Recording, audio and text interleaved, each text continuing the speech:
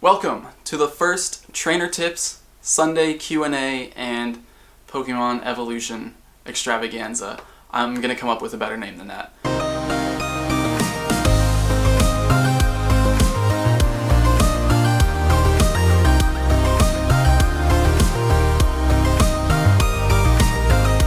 I just want to start off by saying thank you so much for the amazing response to yesterday's video.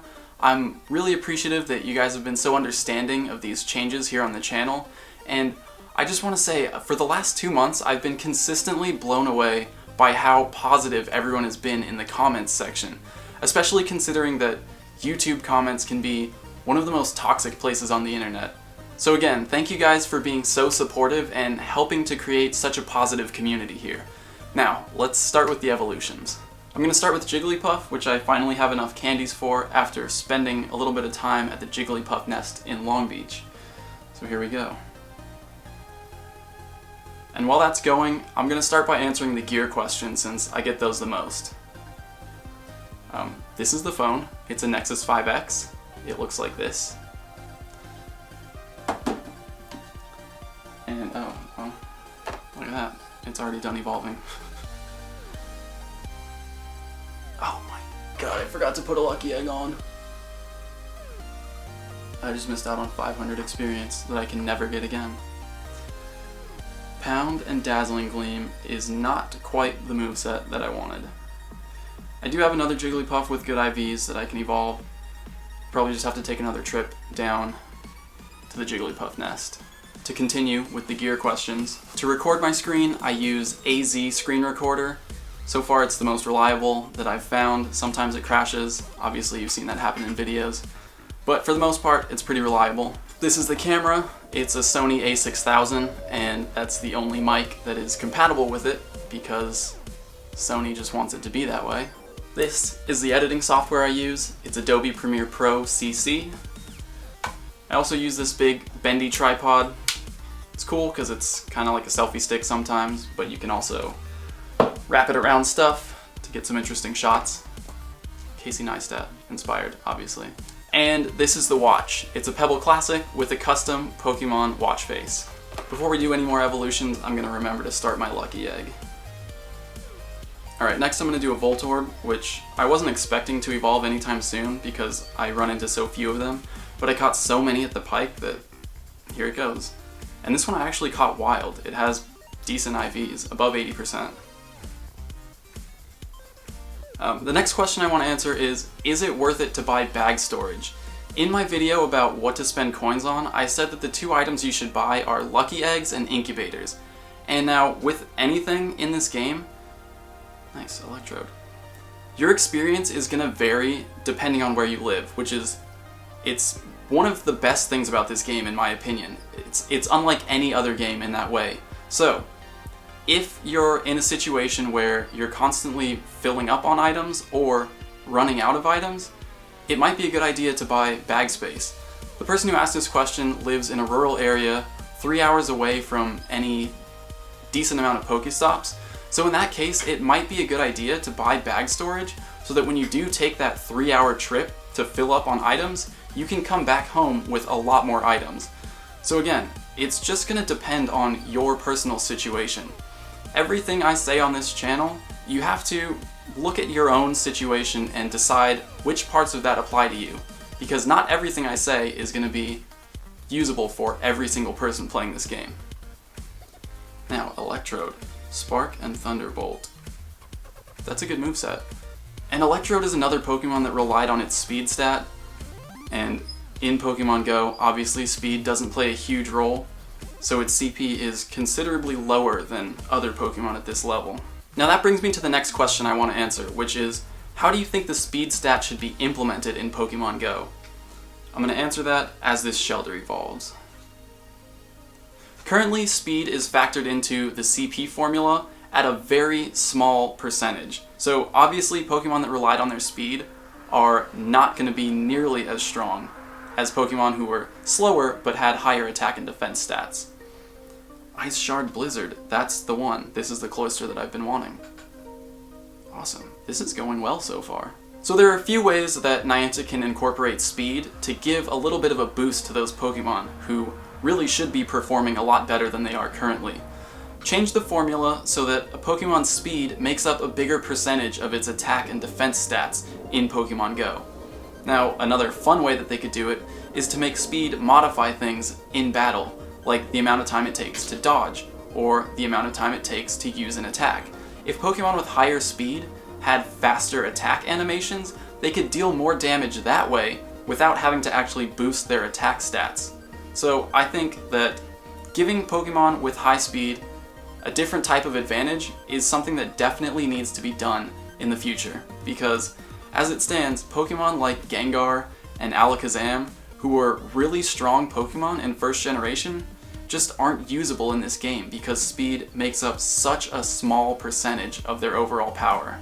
Next I'm going to evolve this Sandshrew, which is my favorite Pokemon from first generation for anyone who asked, and overall my favorite Pokemon out of all 721 of them is Celebi. I just really like the storyline and the lore that they gave it, especially since it had its own movie, and you know, as a legendary Pokemon they get a little bit more focus. So I really liked how it was the protector of the forest, and that it also has the ability to time travel.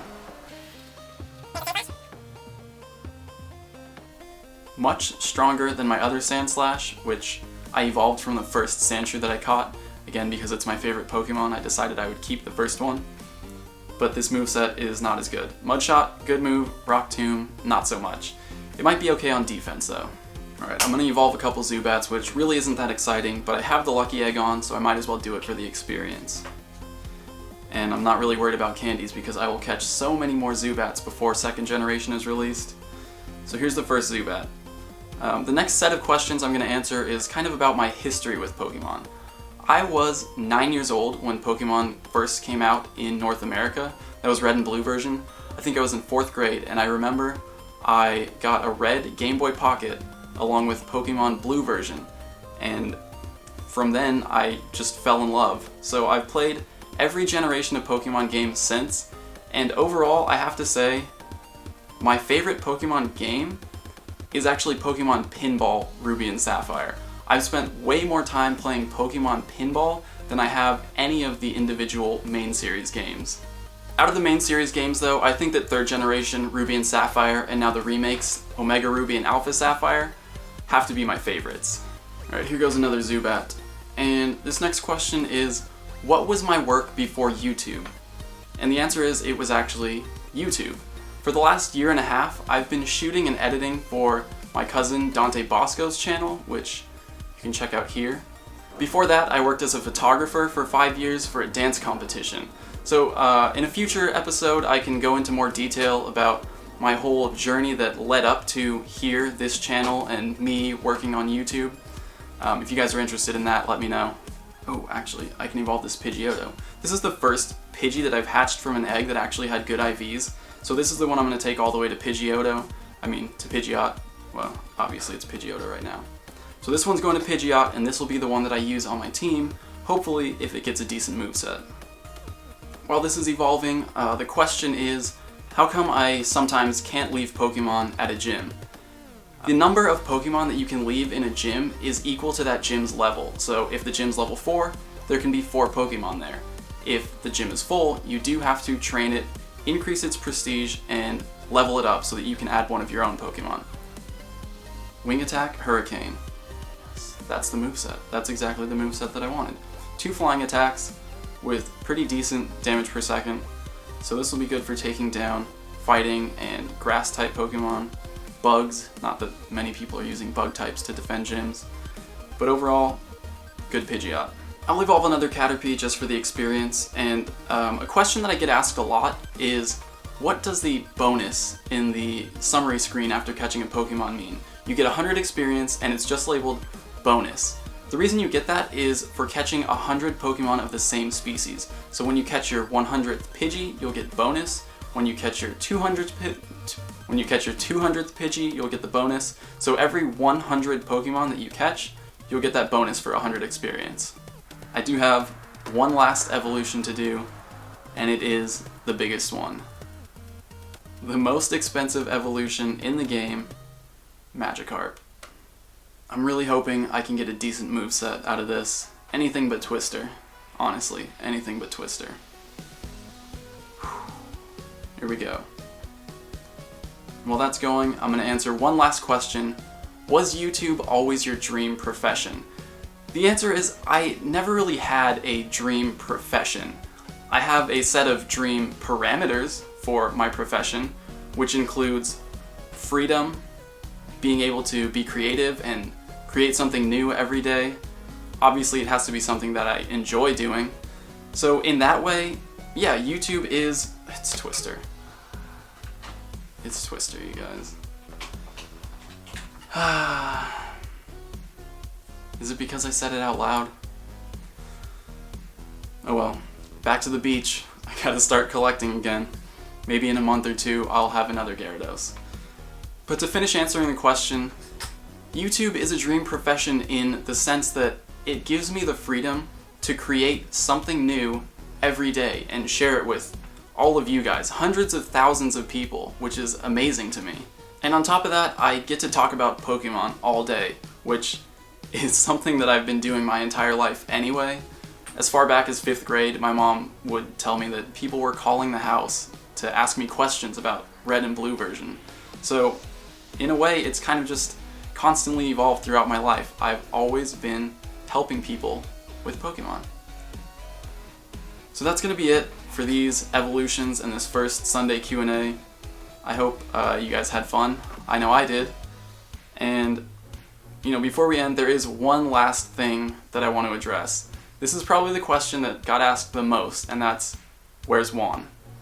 For those of you who don't know, Juan is my best friend from college, and we started this channel together before Pokemon GO was even released. And just before I left for Hawaii a couple weeks ago, Juan got offered his dream job at a record label in New York City. He's not moving yet, but he has decided to focus his energy and effort on getting set up and getting settled with his new job. But I'll let him fill you guys in with all the details as soon as he has some free time. So again, that's going to be it for this first Sunday Q&A. I hope you guys enjoyed it. If you have a question that I didn't answer today, go ahead and leave it in the comments or ask me on Twitter, and I'll see you guys tomorrow. The first official Trainer Tips shirts are finally here. A lot of you guys have been asking for merch, so here it is. It comes in light colors, dark colors, team colors, and my personal favorite, the Trainer Tips Classic Baseball Tee. So if you want to help support the channel and rock the Trainer Tips logo, which Cassie designed by the way, so let her know how much you like it, go ahead and check them out. They're at the link in the description,